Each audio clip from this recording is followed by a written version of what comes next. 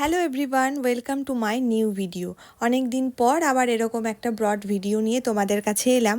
আর আজকে যেখানে যাচ্ছি তোমরা দেখতেই পাবে, ভিডিওটি দেখতে থাকো, তাহলে তোমরা বুঝতেই পারবে যে আজকে কোথায় গিয়েছিলাম, কি করেছিলাম আর কেনই বা গিয়েছিলাম।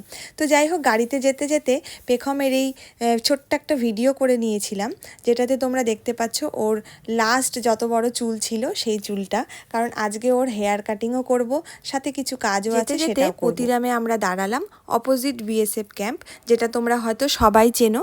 সেখানে আমার হাজব্যান্ডের কিছু কাজ ছিল, তো সেই কাজগুলো করে আবার বেরিয়ে পড়লাম। তো যেতে এই ব্রিজটাতে কি ভালো লাগছিল, এখানে দুর্গাপুজোর আগে আগে অনেকটা কাশফুল ফোটে, খুব সুন্দর লাগে জায়গাটা।